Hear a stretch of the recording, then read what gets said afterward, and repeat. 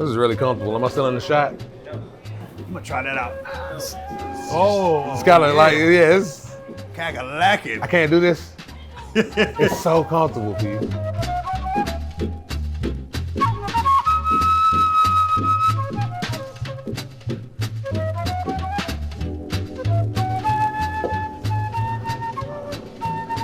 We could just sit here and keep doing this all night too. That'll be What good. is that, bro? I'm sorry, let's not. That's too much. Go.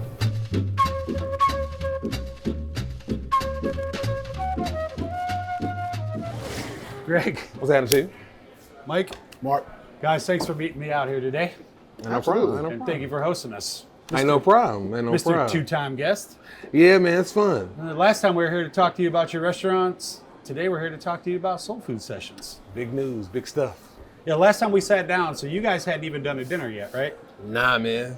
And you had, that was at Arsley, where we sat down and did the interview. Yeah.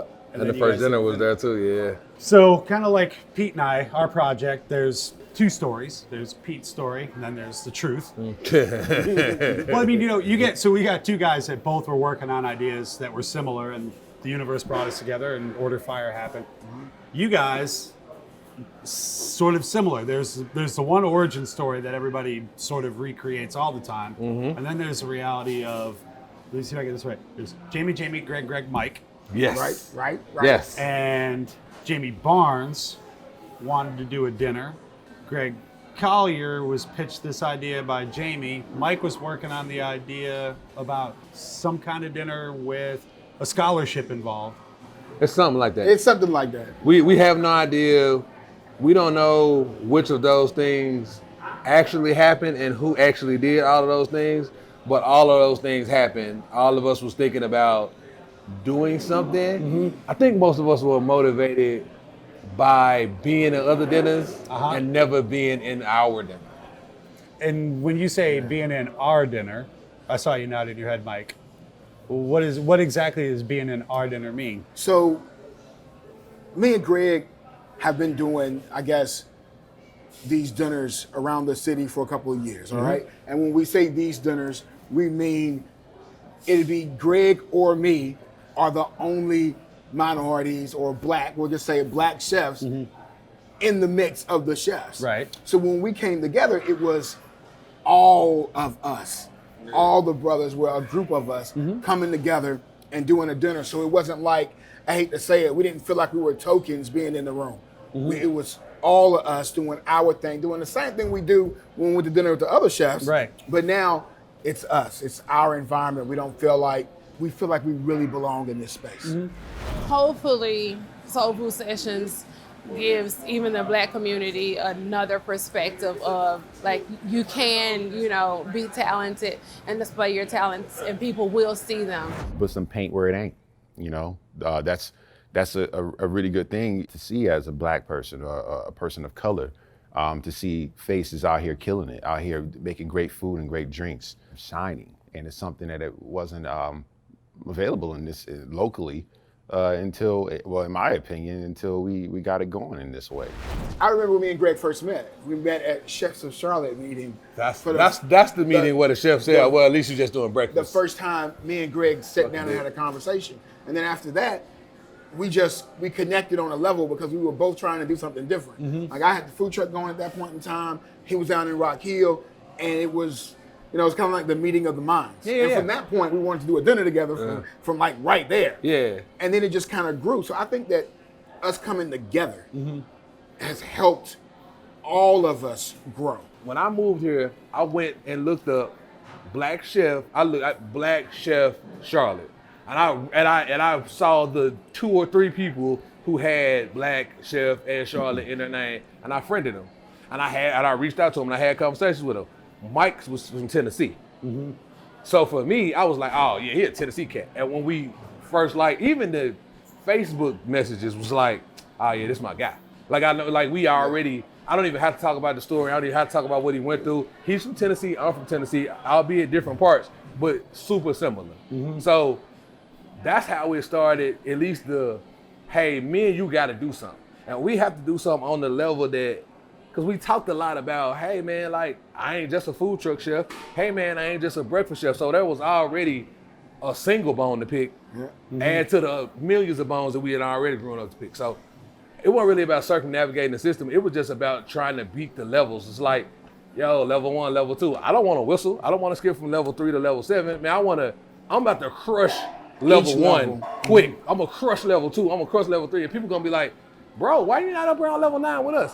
Oh, cause y'all don't want me to be.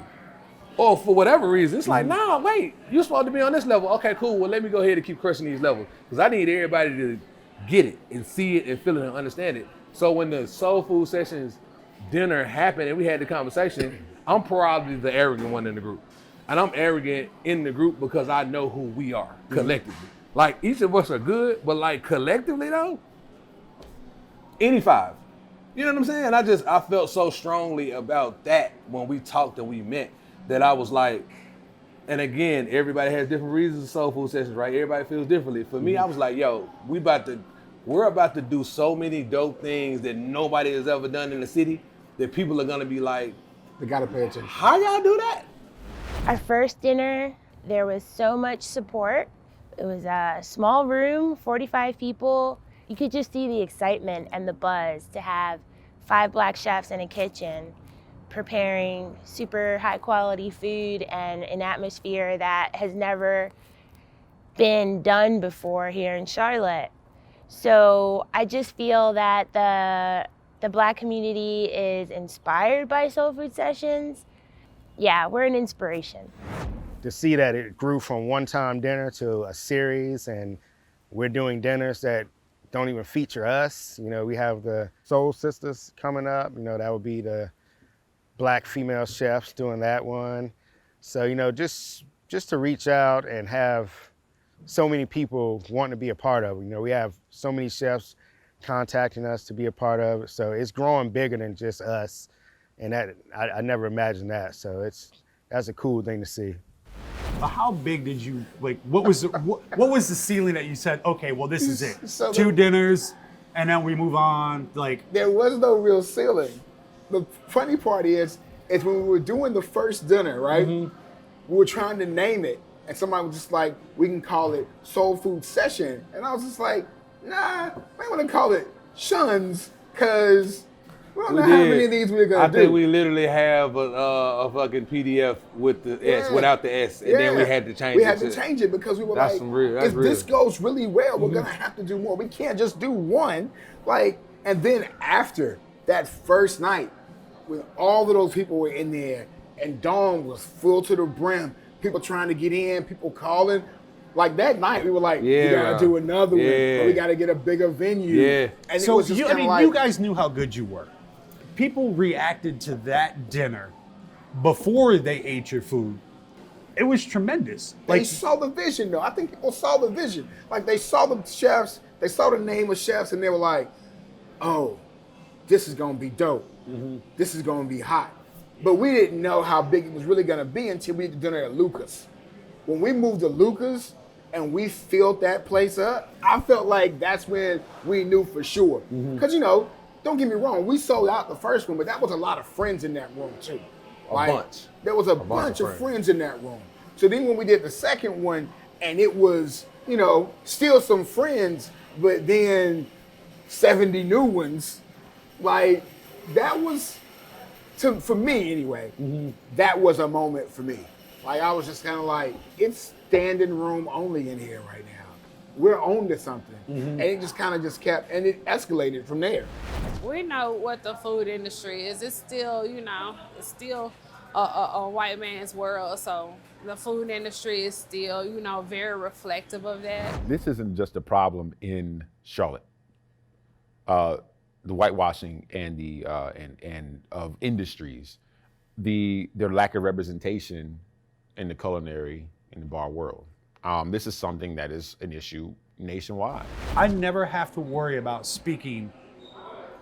Or acting, or I don't represent anything other than Mark Jacksina. For sure. Absolutely. Well, we carry, black people, we carry that mantle. Yeah, it's not a black chef thing. It's a black people thing. Yeah.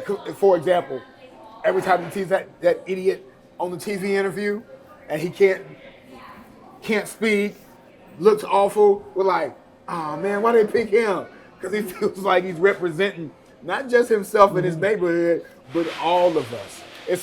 It's a bad example, but every time you hear about a serial killer, we're always just like, don't let him be black. Don't let him be black. And Don't you let know, him it's be We got black. too much shit going on to kill a bunch of people. You know what A I'm saying? Like, bunch? it's just the way we look What I at like. it. And it's a sad thing. I had a conversation with a cook that was like, well, I'm gonna be the only black person in the kitchen or the first black person in the kitchen. And I was just like, don't think of yourself as the only one. Yeah, that was think dope. of yourself as the first. That was dope. Right? Because somebody's gonna come behind you. So just don't be the only one. Be the first one. And make sure you do like Greg said. Anybody that comes behind you is gonna have to live up to that standard. But you're setting the bar. And make sure you know that anybody that comes after you, pull them to the side.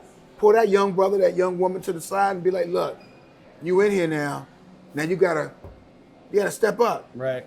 Because that's how we feel. We feel like every time we do something, we're not just doing it for ourselves. We're doing it for the culture. And so it's a heavy burden to bear, I guess you say, but it's just how we live. I became a part of Soul Food Sessions because my husband, Greg Collier, and Jamie Barnes, and Greg Williams, and Michael Bowling, and Jamie Turner, they all wanted to start this group of, black chefs that cook together and it be something fun and, we can like be in our environment playing, our music and just like cooking, just motherfuckers cooking. I met Greg Collier at I had just joined up the PCG. We spoke a lot online and I had already been speaking with Michael Bowling because I was trying to do the food truck then. He had the hot box at the time, so I was looking for some guidance and help. And Mike was one of the first people to help me. I got on Soul Food Sessions on the second one, and it was my honor to be there. And I wanted to kick ass and take names. I wanted to, no offense to anyone else, I wanted to make the drinks outshine the food. One day, we just all were messaging each other and say we should do a pop-up dinner together. It would be pretty cool, all of us getting together and, because I was getting burnt out on the food truck. I wanted to do things I used to do in restaurants, but sometimes I can't do them on this truck. So that aspect, and we also wanted to show a little bit of, some African-American chefs in the city because I was watching a lot of pop-up dinner series and there wasn't many people that looked like me in the dinner series. Kudos on a crew like that, right? Yes, it's a rock star holy crew. shit. You got Justin, who's an amazing mixologist. Sabrina, who, if she can deal with him, you already She's a know. monster from Yeah, the she house. is. She's a monster. First She of really is. all, I'm an okay guy. You got Jamie Turner, just won NCLRA's Pastry Chef of the Year. Monster. Like I knew Jamie, and I knew Greg and Jamie for a while because I helped them with the beginning of their truck. Greg is so quiet, right? Greg Yeah, I know. Williams Every time you guys do is this stuff, super you- quiet, and he's come out a little bit more every time. Yeah. But the man can cook, Yes. man. And if you didn't know, you wouldn't know. But he's just quiet and he's humble, but the boy can burn. Barnes can throw down. Greg can burn. Like the boy just does his thing, man. It's just like in the zone. And We it's talked just about earlier about we have to be okay with big upping each other. And we also have to be okay with big upping ourselves. I mean, to me, it's always like the one thing I love about chefs is the fact that it's what I like about boxing. It's what I like about any kind of like endurance sport, not team sports, not knocking team sports, but shit that just relies on you against anything else and Yeah. everything else that's out there.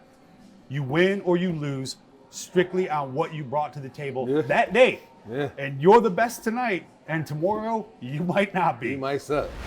So, you know how you can't pick your family? So, all the boys and Sabrina, we're connected for life through this endeavor. We motivate each other to do better and do the best we can every time we're together. So the five of you, well, seven really, but the five of you came together for Soul Food Sessions, right? Did you have to have a conversation about competition and like, have you had to deal with that? Not because we all want each other to win. Like, seriously, we have not had any it's never been a moment where I'm like, man, fuck Greg. That hasn't But here's the happened. thing, would the other three say the same thing? to be clear, we've had issues. Sure. But we have issues more about heat of the moment, stuff that's happening right now, versus why he doing this or why she doing this or why I can't do that or why come this person got to do it. It's kind of like, it's all good. Like, we might be going through and I might be making grits. And I say, hey, yo, watch this for me. And somebody hit it and I come back and still, I'm like, yo, bro, I just asked you to watch this. We have those inside the kitchen, heat of the moment moments.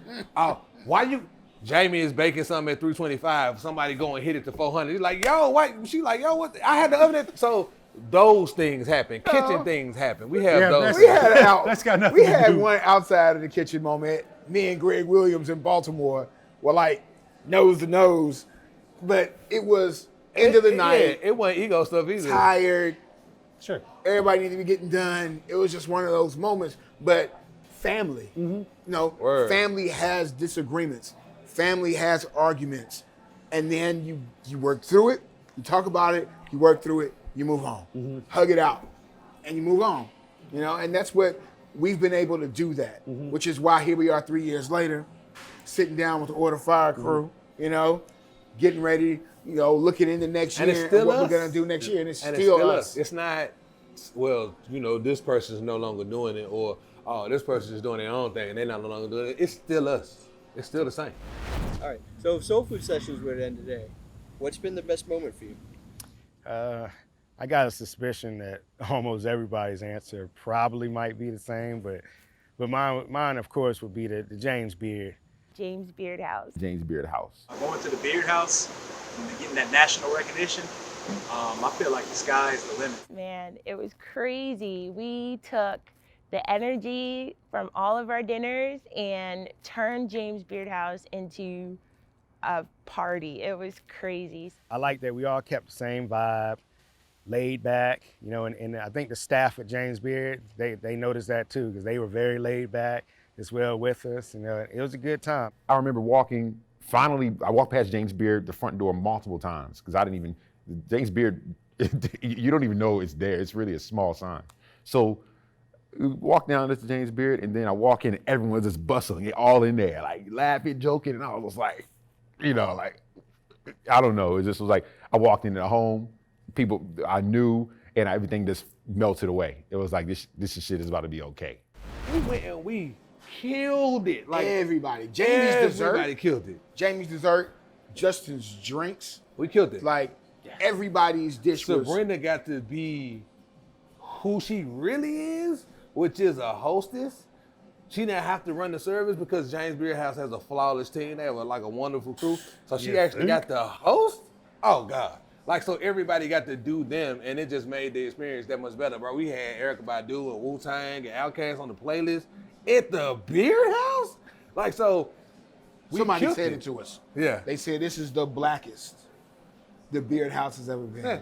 And as a compliment. And They were like, there's yeah. been other dinners, but nobody else was in here playing Wu-Tang, playing Outkast. It was great. And, you know, just being themselves. I'll be the first one to admit it. I was a little salty about the T-shirts.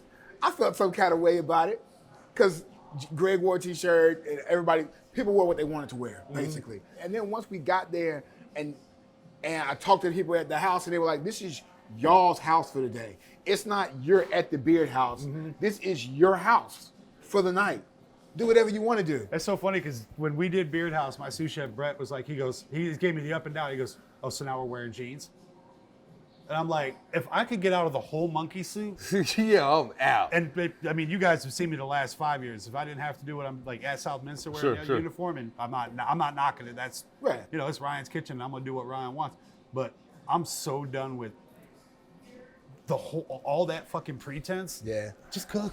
Before doing dinners, you don't know, they're chaotic, always. It's always a lot going on. But we've worked together so much that we always pull it out. And just sometimes when I got in there and saw everybody, I was just like, it's going down. You know, the energy was right. So it was more so a reminder that we got this, and that was just a great moment for me. They probably don't even know that. At the end of the day, like every single one of us, like we know what our worth is as a person, regardless of whether it's a white chef or a black chef. Right. But we know what our worth is. And I think sometimes you need to make some noise to get people to look over and go like, oh, damn, you're good. Validating the work. Yeah. Because I mean, the thing is like when you're going back to the Beard House, my whole thing about it is that if you're good enough, you just cook and they show up. You gotta make That's noise. not how it works. Yeah, for sure. That's not how that works, you know? They gotta see and you. it's yeah. And I mean, like you said, like you and me, I think our takeaway is like the build up is almost more exciting than post dinner. Yeah. Other than did they still do the coat signing thing? Like bring you up to have you like walk up the stairs? Yep. We did the coat thing, and That's now kinda- they do certificates too. I cried a little bit. Yeah, You man, get that a was certificate of recognition. yeah. I forgot. I think it's in a pile of shit. I teared up a little bit, man. 'Cause like, Doing that coat thing, not because like I mean it's Ecolab coat. They get hung up and like Right. you didn't sign the same coat I did, Right, like that right, kind of right. crap. But how many people have walked up those steps and climbed up that little 3-step stool step to write a name on a jacket that stood in that spot to do that shit? Because the thing about it is good, bad, or indifferent, your career will never be the same after you cook there. not period. You know? It's major. It's like it's the Masters, it's the Stanley Cup. Like the only thing this happened quick. Like for real. I knew James Beard was gonna happen for us. We just didn't know when. Yeah, we we talked even about talked it. about It was it. the goal. It was like, at least I know me and Mike talked about it a lot because Mike had already been. And like I said, like I'm always looking at Michelin Star this, James Beard there, Gaut Malou this, Gayo, because I'm looking at these ratings to see what people think about food and who people think are the best. So I can go and say, do I want to be this? Do I want to strive for that? Or do I want to do something different? So the James Beard thing is kind of like, now what do I do? I say the other thing we need to do, I just want to cook for Barack and Michelle. Once I do that, then That's on everybody. It's on our list right there. then I can really say, all right, and Barack it's funny retire. because it's like that was gonna be like that's my next question. What is sort of the next move for Soul Food Sessions? Our next step is gonna be some type of mobilization of a group that we can bring in more people to do more things for them specifically. I think right now we're still kind of like bringing other chefs in and doing dinners, and we're still kind of doing the recognition thing, and we take the money and we do scholarships. But I think we need to get to. I think we're working to a place to where the scholarship fundraising ain't the dinners, right? We're just raising money for kids to go to school for scholarships, and then I think from there we can get to a place to where one of the hardest things for all restaurants is capital. It's super hard for black cooks and black chefs and black That's business a owners, super right? goal right there. So You're not gonna get $1.5 million if you just do a dinner tonight. I'm not gonna get $1.5 million. I do 1,000 dinners. I ain't gonna be able to go do no. No, I'm not gonna do it. I'm gonna do it. I'm gonna let it go. But it's just not. We still aren't to a place to where I feel like people are comfortable with black chefs being the face of restaurants that cost that much. $1 million, And we 1.5, 2 million. So we want to be able to, in the future, to be able to fund those restaurants ourselves. Like, It's a work in progress. It's a lot of You know, work. 'Cause we gotta Greg fund is- our own. Greg is gearing to do his next project. I'm doing my first project in years. And then from there, we're just going to grow. Hopefully, we'll get Greg and Jamie in their spot, their brick and mortar. That's, we're working toward that direction. And Justin will wanna- open up, his speakeasy or whatever. And Jamie, I think we probably can make that announcement. So Justin is running my bar program, and he's gonna be the front of the house manager too. and Jamie Turner is starting to do the pastries and stuff for Hot Box. So, we're always working together, always growing. So, Man, I think on that note, See you. Get my hat back. I'm going bald. I'm getting old and shit. Get my hat back, Pete.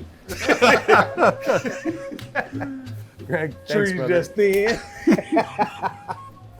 Michael, always a pleasure. thank This you, is brother. fun. This is fun the second time.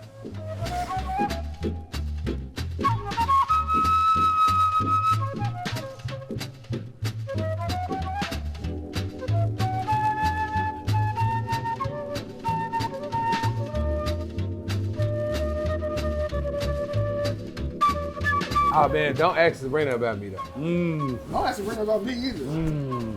Nah, she'll be good to you. You think? I'm gonna ask Sabrina about everybody. Everybody, I'll literally. be like, Sabrina, tell me about Peter. What do you think about Pete? He's not in this, but let me tell you about that motherfucker. Let me tell you about I think about Pete real quick. Let me get this out.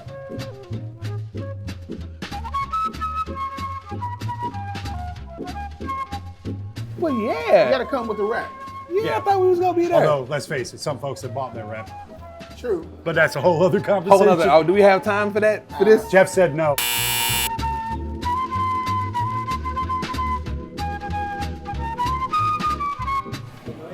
Yeah, I accidentally called 911 with my butt. It's so clear. to I say. didn't even move. And all of a sudden, It's so, is that you? The noise? did you hear it?